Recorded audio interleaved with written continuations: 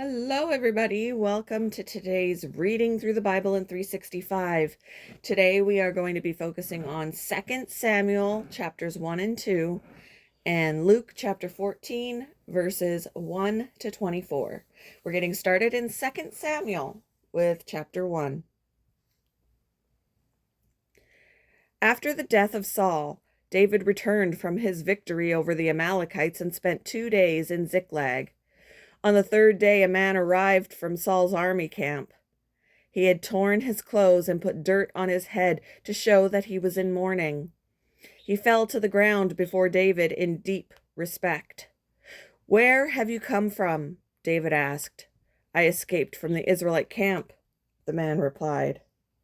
"What happened?" David demanded. "Tell me how the battle went."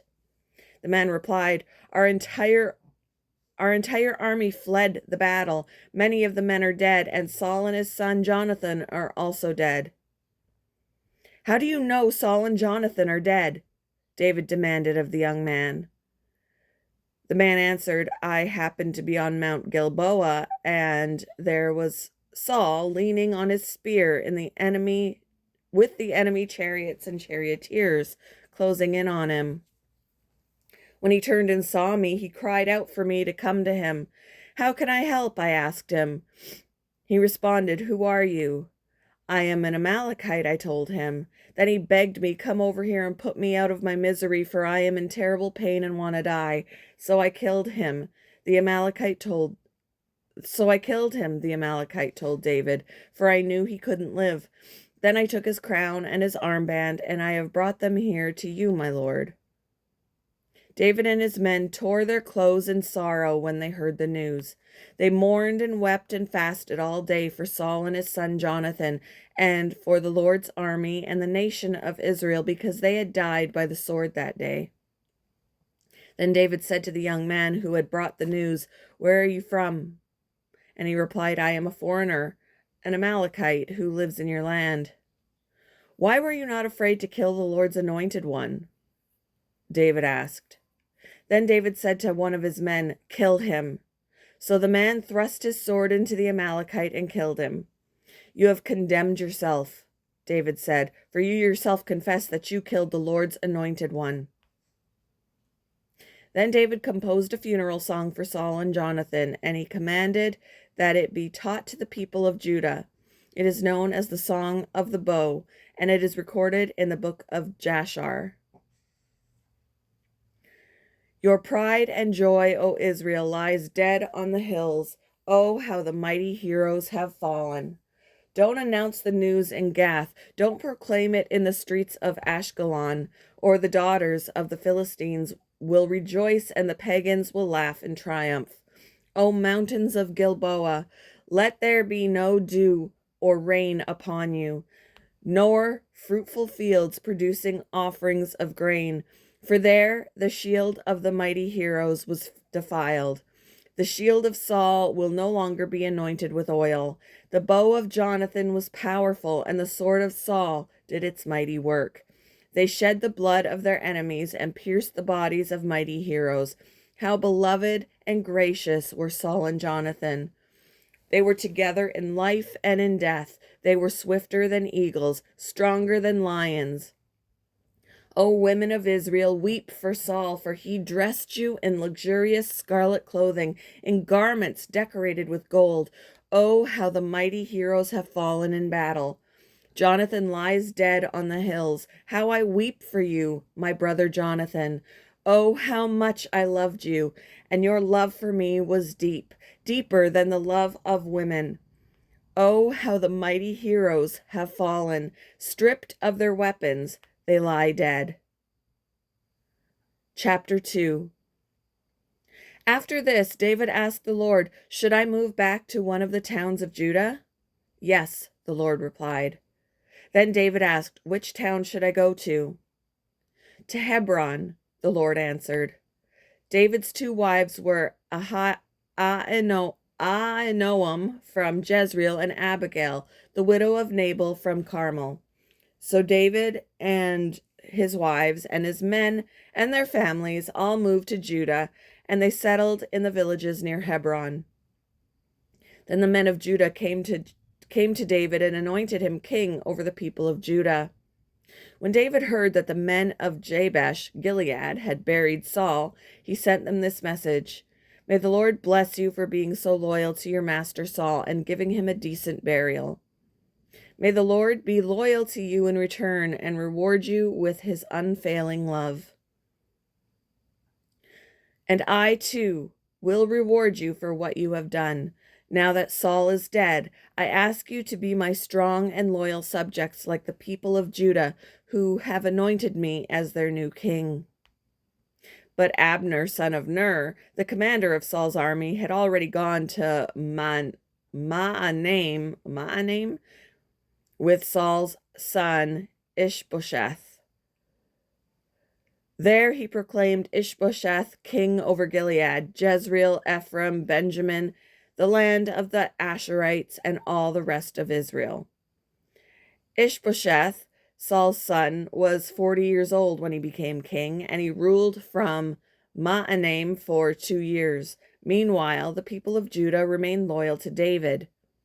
David made Hebron his capital, and he ruled as king of Judah for 7.5 years. One day, Abner led Ishbosheth's troops from Mahanaim to Gibeon. About the same time, Joab, son of Zeruiah, led David's troops out and met them at the pool of Gibeon. The two groups sat down there, facing each other from opposite sides of the pool. Then Abner suggested to Joab, "Let's have a few of our warriors fight hand to hand here in front of us." "All right," Joab agreed. So 12 men were chosen to fight from each side.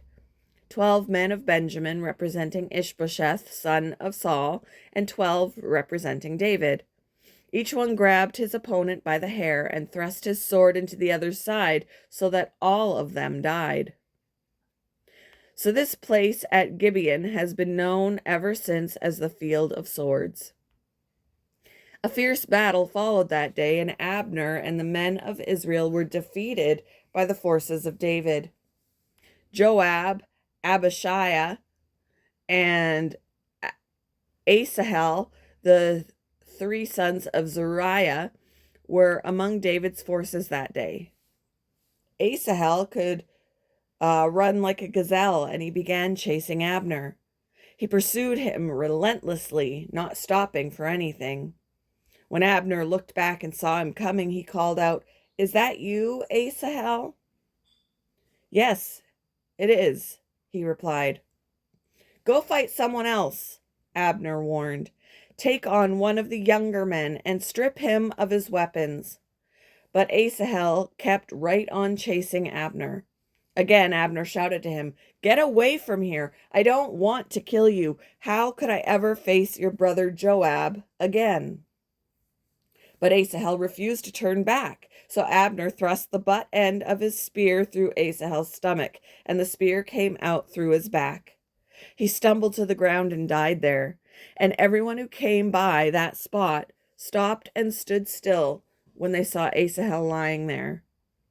When Joab and Abishai found out what had happened, they set out after Abner. The sun was just going down as they arrived at the hill of Ammah near Giah, along the road to the wilderness of Gibeon. Abner's troops from the tribe of Benjamin regrouped there at the top of the hill to take a stand. Abner shouted down to Joab, "Must we always be killing each other? Don't you realize that bitterness is the only result? When will you call off your men from chasing their Israelite brothers?" Then Joab said, "God only knows what would have happened if you hadn't spoken, for we would have chased you all night if necessary." So Joab blew the ram's horn, and his men stopped chasing the troops of Israel. All that night, Abner and his men retreated through the Jordan Valley. They crossed the Jordan River, traveling all through the morning, and didn't stop until they arrived in Mahanaim. Meanwhile, Joab and his men also returned home. When Joab counted his casualties, he discovered that only 19 men were missing in addition to Asahel. But 360 of Abner's men had been killed, all from the tribe of Benjamin. Joab and his men took Asahel's body to Bethlehem and buried him there in his father's tomb. Then they traveled all night and reached Hebron at daybreak.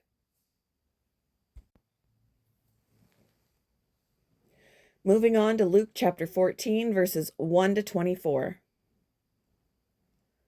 One Sabbath day, Jesus went to eat dinner in the home of a leader of the Pharisees, and the people were watching him closely. There was a man there whose arms and legs were swollen. Jesus asked the Pharisees and experts in religious law, is it permitted in the law to heal people on the Sabbath day or not? When they refused to answer, Jesus touched the sick man and healed him and sent him away. Then he turned to them and said, which of you doesn't work on the Sabbath? If your son or your cow falls into a pit, don't you rush to get him out? Again, they could not answer. Then, when Jesus noticed that all who had come to the dinner were trying to sit in the seats of honor near the head of the table, he gave them this advice. When you are invited to a wedding feast, don't sit in the seat of honor. What if someone who is more distinguished than you has also been invited? The host will come and say, give this person your seat. Then you will be embarrassed, and you will have to take whatever seat is left at the foot of the table. Instead, take the lowest place at the foot of the table. Then, when your host sees you, he will come and say, friend, we have a better place for you. Then you will be honored in front of all the other guests. For those who exalt themselves will be humbled, and those who humble themselves will be exalted. Then he turned to his host. When you put on a luncheon or a banquet, he said, don't invite your friends, brothers, relatives, and rich neighbors, for they will invite you back, and that will be your only reward. Instead, invite the poor, the crippled, the lame, and the blind. Then, at the resurrection of the righteous, God will reward you for inviting those who could not repay you. Hearing this, a man sitting at the table with Jesus exclaimed, what a blessing it will be to attend a banquet in the kingdom of God. Jesus replied with this story. A man prepared a great feast and sent out many invitations.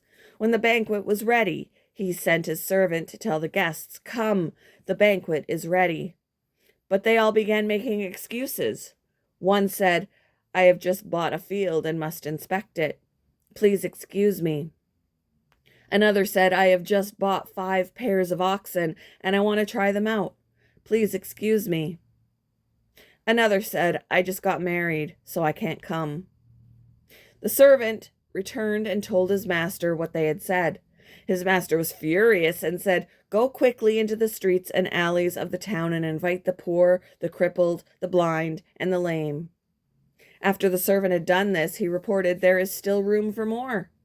So his master said, go out into the country lanes and behind the hedges and urge anyone you find to come so that the house will be full. For none of those I first invited will get even the smallest taste of my banquet. Thank you for joining me for today's reading through the Bible in 365. I hope you all have a wonderful Wednesday. Nope, it's not Wednesday, it's Tuesday. I hope you all have a wonderful Tuesday, and I will see you in the next one, guys. Bye.